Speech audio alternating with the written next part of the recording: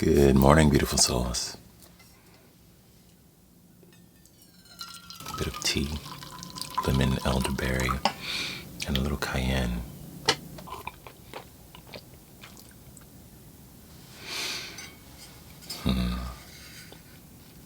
So, in the Beautiful Souls community this morning, we've been diving deep into fear.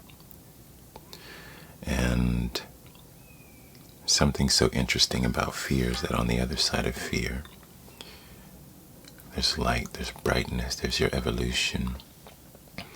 We always have a deep connection to the things that we fear most. And so I want to ask you the same question I asked them this morning. In this season, how is fear inviting you to evolve?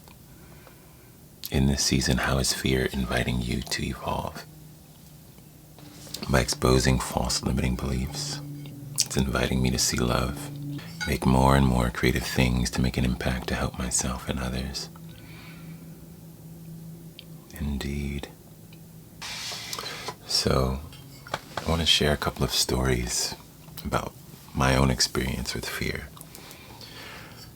Because I think often when we are facing fear, it comes up and it can be quite overwhelming.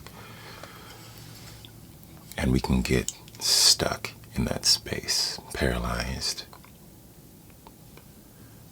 And there's something so interesting that happens when we face it. And so for me, one of my earliest feelings of fear was my shyness and stage fright. My whole family is full of musicians. We played and sang in church growing up. My dad was a music director and pastor. And I have 6 older siblings who all played and sing. And I was very shy, was not interested in being in front of people. And my dad was always trying to get me to play different instruments. And my fear wouldn't even allow me to be present to what the instrument sounded like or what it was about. I was gone. And around the age of 11, one service, I was in the back, just like, being a kid playing, tic-tac-toe with my younger sister. And I heard the sound of the guitar from the back pew, and my dad was playing guitar that service, and I had never really paid attention to just guitar. Like, that's how much my fear had blinded me. I know I'd heard guitar many times, but I was never present to it.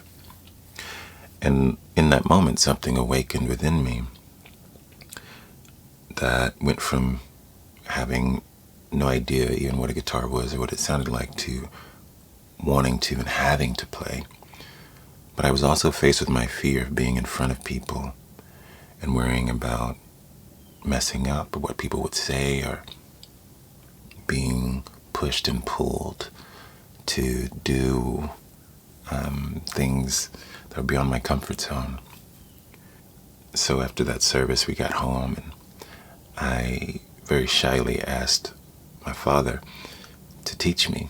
And he was very shocked because he had about given up on me and music. And I remember sitting down, learning a few chords he showed me. And since that day, I've been playing guitar. And that's well over 25 years ago now. The thing is, I found so much joy playing that instrument. And that joy helped me to face those fears of stage fright and being in front of people and the critique. And often we think that facing our fear means we won't have to deal with the frustrations of those judgments or that critique. But rather, facing our fear means embodying our power in the midst of judgment and critique, or anything anyone might have to say about what you're doing when you're branching out or you're starting something new.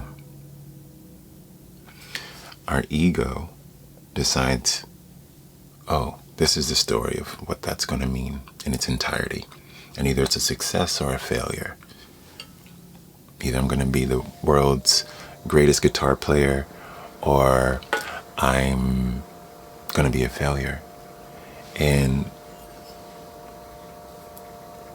the whole thing is really all about embodying the greatest love you've ever known, which is showing up for yourself in a very real way, a very organic, natural way that's liberating.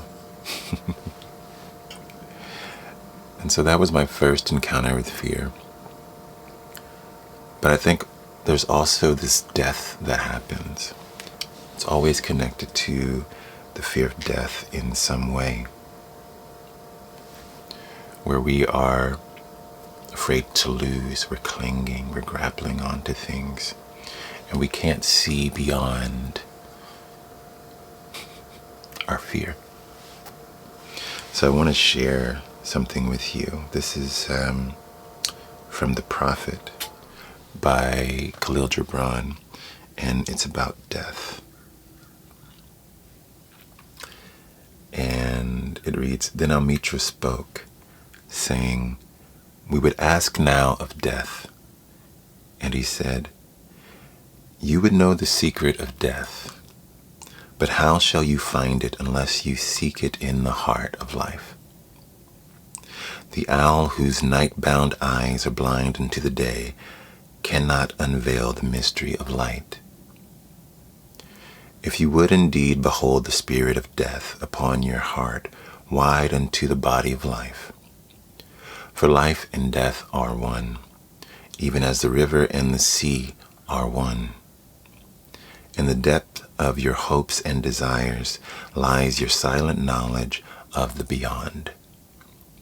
And like seeds dreaming beneath the snow, your heart dreams of spring.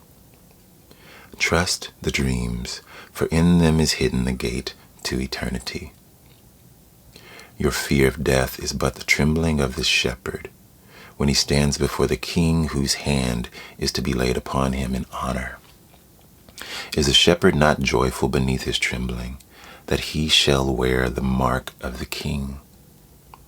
For what is it to die but to stand naked in the wind and to melt into the sun? And what is it to cease breathing but to free the breath from its restless tides, that it may rise and expand and seek God unencumbered? Only when you drink from the river of silence shall you indeed sing. And when you have reached the mountain top, then you shall begin to climb. And when the earth shall claim your limbs, then shall you truly dance." And when the earth claims your limbs, then shall you truly dance. It's this liberation, it's this freedom. One thing that is incessant in this life is change. And the reason I ask this question this way, how is fear inviting you to evolve, is to recognize what's happening beyond the fear, beyond the emotion, beyond the analysis paralysis, beyond the imagination run amok and not in your favor. It's to embrace change.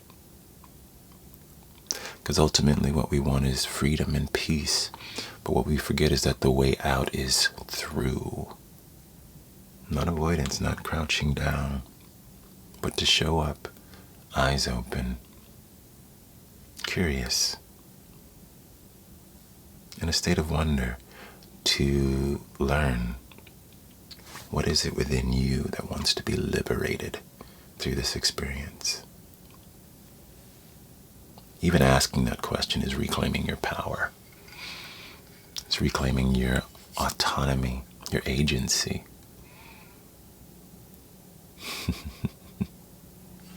So, something so potent when we get to show up to our fear.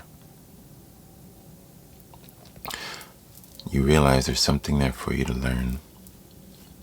And it happens time and time and time again. And I think another example for me is just showing up in this space. For a long time, afraid of the ideas or the response of others who may not align with the way I share information or the information that I share or who I am. Because like so many people pleasers.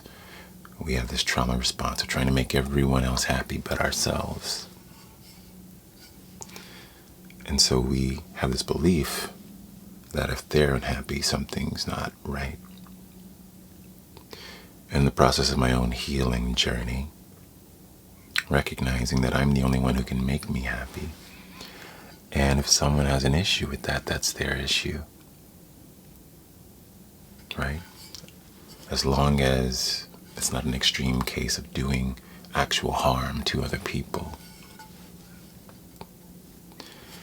And the beautiful thing is, I've never found as much joy as I've known in recent years, as I've been embodying all parts of who I am, giving myself the freedom and the permission to evolve out loud, to share with you in this space, and to connect to my highest intention, to be a conduit for grounding, healing, and transformation through the way that light shines through me, through my gifts of music and poetry and meditation. And along this way, I've learned how to deal with trolls or misunderstandings, miscommunication, and I've expanded in this way to actually show yourself, to find the tribe, your people, because we all have a tribe. They may not always be right in our physical location, but they exist. And as much as we blanket over social media or the internet as this horrible thing, it's just an access point, it's just a tool. And we get to decide how we engage with it. Even that relationship with the internet, the idea of the internet or social media. We are half of every situation, every relationship, every experience. And what we do with our half impacts what happens on the other end. So when you surrender the fear, the victim mentality to the situation, a state of lack, a state of being subjugated to, you get to align with the truth. I'm an equal co-creator in this experience. And it starts with my perception. It starts with my knowing or unknowing of that, whether it's conscious or subconscious. And many times the fear makes it so, the fear is so loud, rather, or big, that we can't see anything else. So, whatever angle you can take, right? If you can receive fear as an invitation or as an opportunity for liberation, or just a curious act of the caveman biology, then now you've created space for change. So, when I ask you this question, I ask just to invite you to shift your state of being. Because that's the most important thing. That's what we miss out on life so often, is our state of being is what liberates us. That's why I'm always advocating for mindfulness, advocating you show up in a certain state of love, of liberty, or at least connection to all of those big emotions in your heart that you've been so afraid of. Because once you face them, you can let them go. And if you've been avoiding them, and you don't know how to sit with the silence or with the space, the reality is that you're having difficulty sitting with yourself, sitting with your emotions. There's nothing to distract you, to busy your mind with, to muddle the ambiance that you are emanating.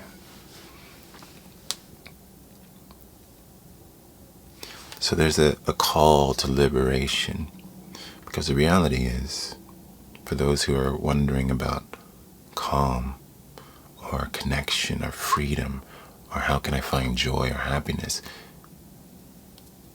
it's innate to your very being. It's the stuff you're made of. The only issue is that your imagination is turned against you. So once you find center, there's an opportunity for freedom. And that's what I'm here to remind you of today. Of freedom. Your evolution. Changing from the old pattern of experiencing fear and crouching down. And recognizing that fear is just an emotion here to offer you an opportunity. And once you learn how to balance your emotions, regulate your emotions, remain present in the face of fear, well, now it's lost all of its strength. And you can receive a beautiful gift from that experience. Knowing that one experience doesn't determine all of your reality. Knowing that one moment of misunderstanding or incongruity doesn't mean that the world is all bad or all dark, or that you cannot achieve whatever it is you aspire to. It's simply a moment to grow, a moment to witness, a moment to expand in the most potent of ways, which is through experience. So, I hope you guys surrender to your evolution. And I'm down to hang out maybe if there's a few questions. I feel like you guys have been writing a lot of things and I haven't really been reading your questions, but I'm open now. Or maybe you can share your stories of overcoming your fears. Because I think that's the other part is, when I look back, my greatest joys have all been directly linked to some of my biggest fears. And when I've shown up to them and faced them and done the work and allowed myself to evolve, I found deeper calm, deeper serenity. I get this question a lot, are you always this calm? No, definitely not. However, as I've faced more of my fears, the benefit has been the calm. And I do that through meditation daily. I do that by showing up for the work and having hard conversations with myself and others. And shifting my patterns with aligned action.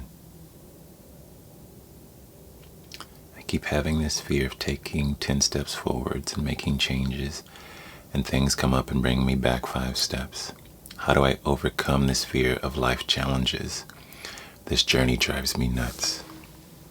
Oh, well, that's beautiful. You should be celebrating.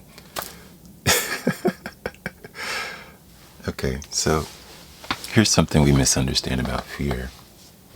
One, I want to applaud you because you made 10 steps forward and then took 5 steps back. What you're not recognizing is that you're 5 steps further than where you were. Celebrate. Have you guys seen the trajectory of any line of growth? You can see it on any stock chart. Look at the stock market. What does it do? Boom, boom, boom, boom. Higher highs and higher lows. Doesn't mean you're not going to have a low. It doesn't mean you're not going to trip and take a step back. When you're journeying into the unknown, a trail you've never blazed before, surely you're going to make a misstep because you're a beginner. It's new, it's fresh.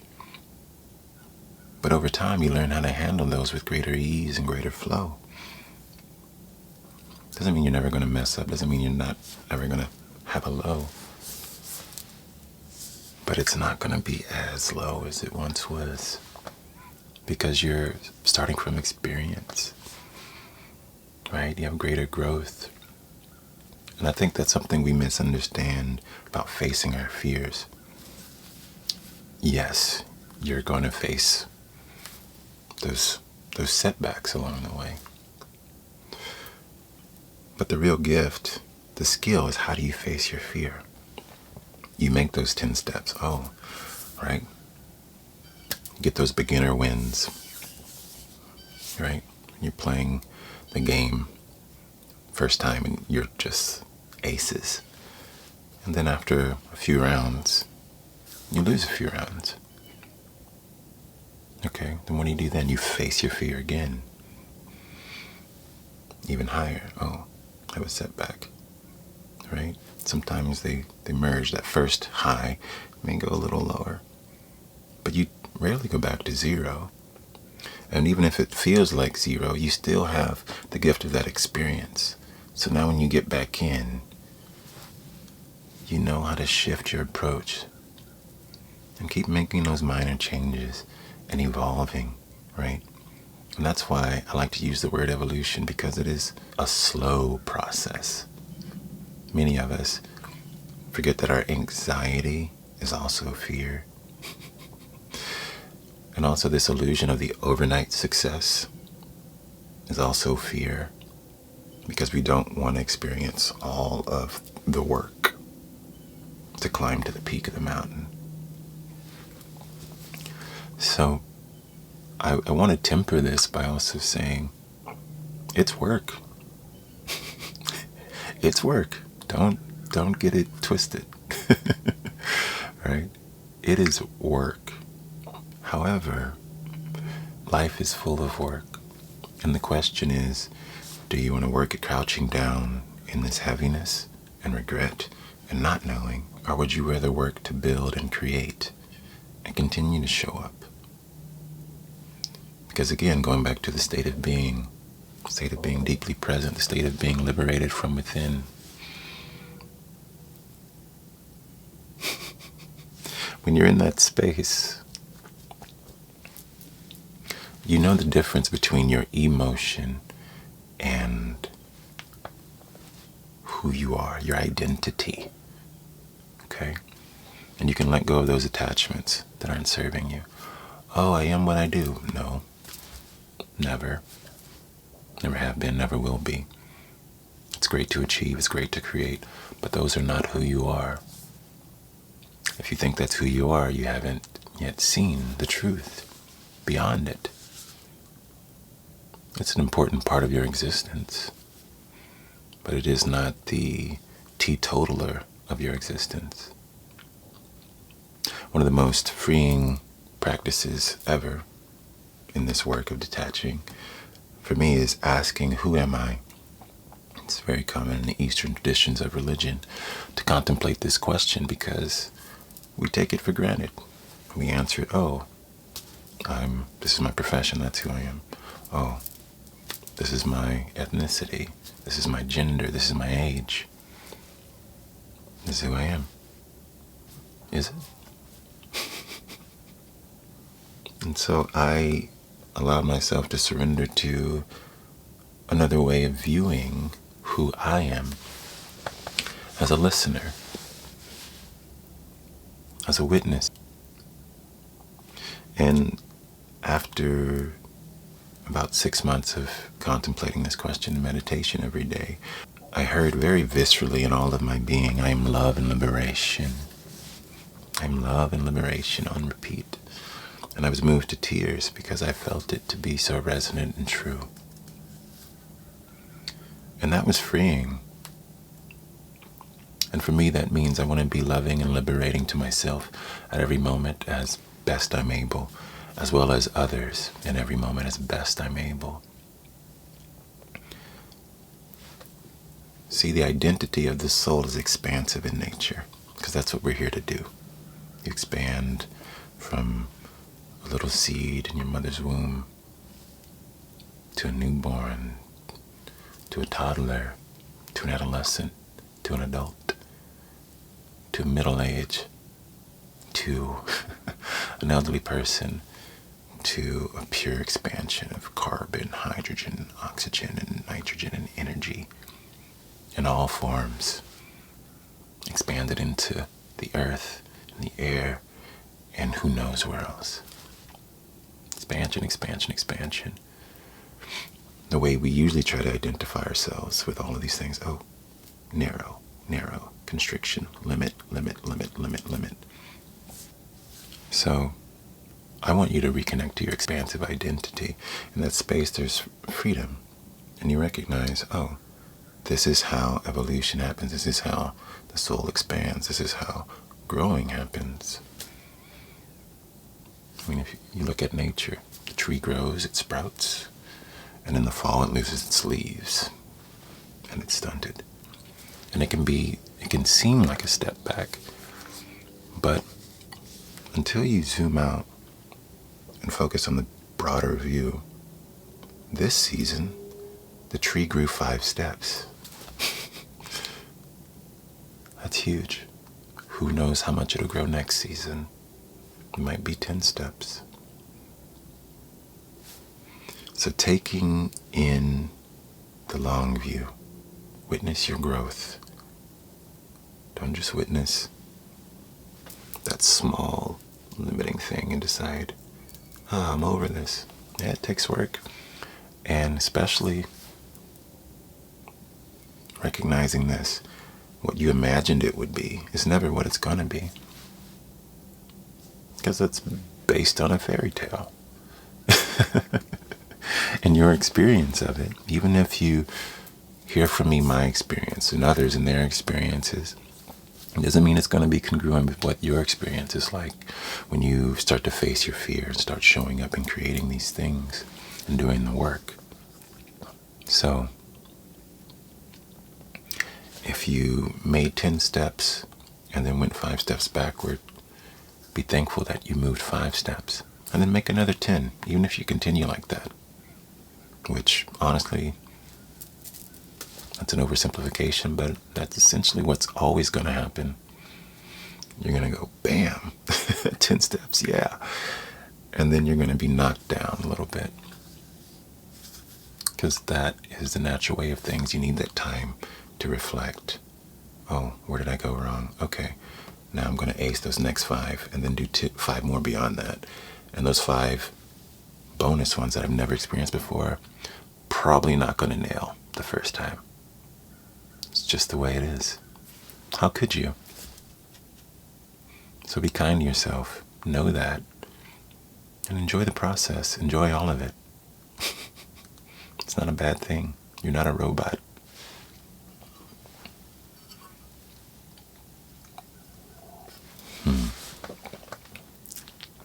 How do you overcome the fear of opening up deeply, spiritually, and secretly to somebody again? Maybe if you've been betrayed.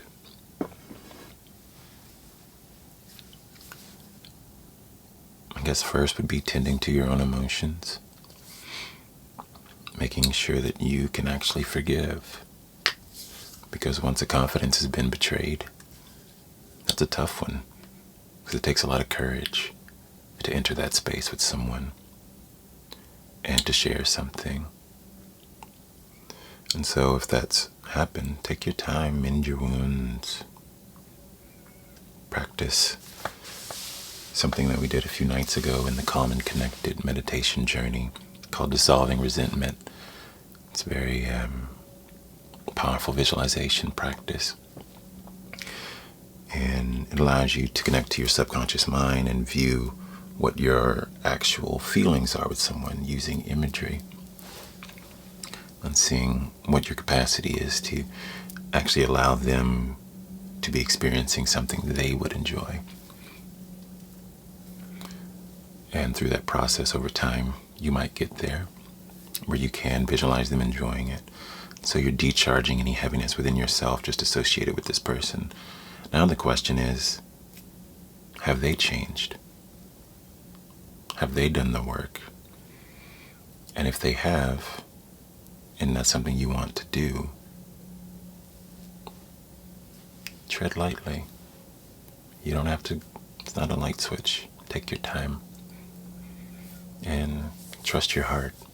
Trust your state of being. Trust your inner knowing. And know that just like any other person evolving, it's going to take them time to learn how to do that well. And maybe you were there 5 steps backwards. So you get to decide if you want to continue in that journey with them or make a different decision. But there's no wrong one. So make sure whatever you choose is aligned with your heart.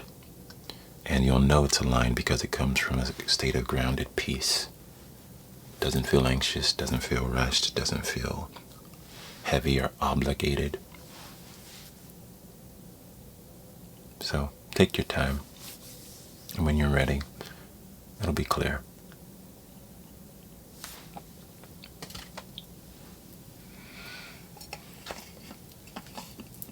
I think I've got time for one more.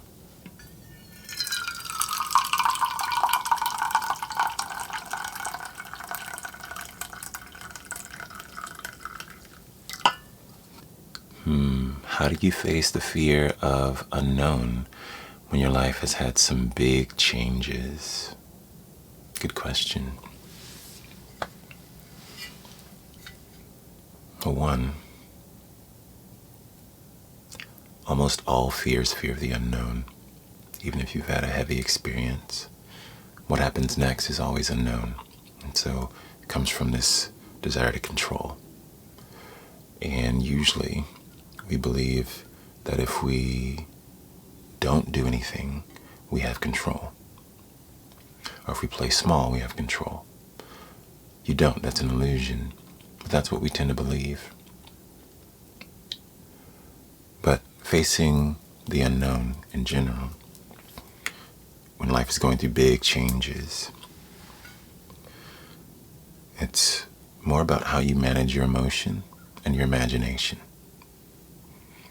Because this is what we miss often, is that most of the stories we tell are imagination. And if you're like me, when I'm tired or feeling heavy or facing my own fear, we do the what if downward spiral. What if this goes wrong? And what if that doesn't happen? And what if this? And what if that person? And what if, and what if everything is a complete catastrophe? And then with each what if, you get more fearful. And so you add another one on top. You get more fearful. And you add another one and you just go down until you're anxious and your heart rate accelerates. And so stop the imagination game. Return to the present. Embrace uncertainty. There's a book by Alan Watts that I love. It's called The Wisdom of Insecurity. And it's not saying that we should aspire to insecurity, but rather embrace the fact that there is no finite security. Right? Clarity present to what is real. No imagination. We are all here in this moment. We're all connected on this. But what happens after this, we may have plans for the day. And in all fairness, it's likely that those plans will happen. But maybe for a small percentage, they may be facing a great surprise or a tragedy. Car accident, an illness in the family, a death in the family. You never know. So there is no finite security. And this isn't to make everyone humdrum. It's just to recognize what is and stop creating illusions for ourselves because we don't know how to process our emotions. So face that fact. Know that it's there. And one of the ways you can do that more easily is just to tune into your body. So if you're feeling those emotions, there's an acronym called SIFT I share often. So becoming present to any sensations in the body. If your palms get sweaty, or if you're feeling warm, or if your gut's feeling uneasy. Images that are arising, you may be catastrophizing, having certain images, or if you're angry, sometimes you'll see red. What feelings? Name your emotions. Instead of riding on this terrible roller coaster of downward spiral, just tune in. What am I feeling? Uncertainty, fear, doubt, worry.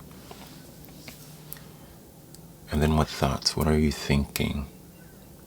Just notice what you're thinking. You don't have to change it. Don't judge it. Just notice it. Write it down. Just doing that creates space between those stories, those thoughts, those sensations, those images, and stops that pattern because now you've turned your attention. Right? Another easy way to do that is just focus on the breath. Some people like to count. You can count your breath. Breathing in, I know I'm breathing in. Count 4. Breathing out, I know I'm breathing out. Right? Returning to the present. That's why the breath is such a grounding force. You're still here, still alive. Your imagination is working against you. Chill. So that's one.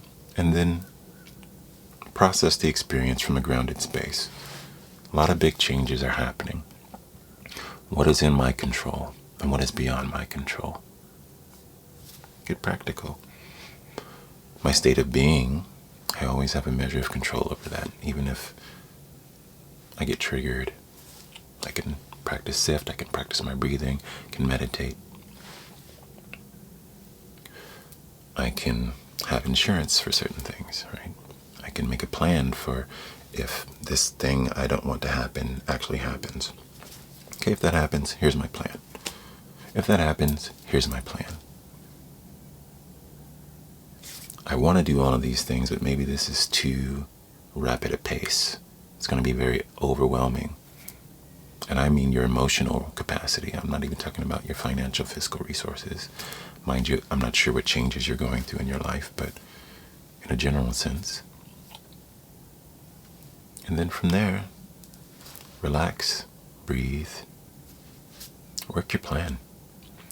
And all the while knowing that you're going to make, as someone shared earlier, your 10 steps and probably make a few back along the way. Expect that. When you expect it, then it's less heartbreaking. It's like, oh, of course, this is the process of growth. Cool. But look at the 7 steps, the 5 steps we made, we still have. Celebrate it with gratitude. And then plan your next 10.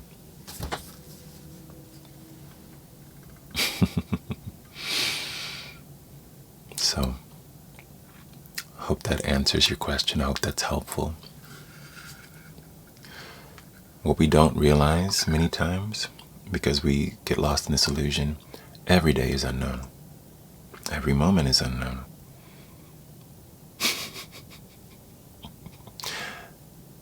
That's the truth. So when you return to presence, there's freedom. And you can enjoy the fact that this moment you're still here. You're actually given the gift to do the things you want to do or have decided to do today, even if it was going to a job that you're not so sure about anymore. You chose it, whatever level. You made that decision. And that's something to be grateful for. There are a lot of heavy things happening in the world right now. And we have the gift of getting to connect in this way. So, remembering the state of being, every moment is unknown. And if you think it's not, live a little while, you'll see. I hope you all are having a beautiful week. It's Thursday now. And I am going to go enjoy this day because it's a beautiful gift that I've been given just like you. And I want to make the most of it. Be well, beautiful souls. And we'll see you soon. Much love and light. Peace.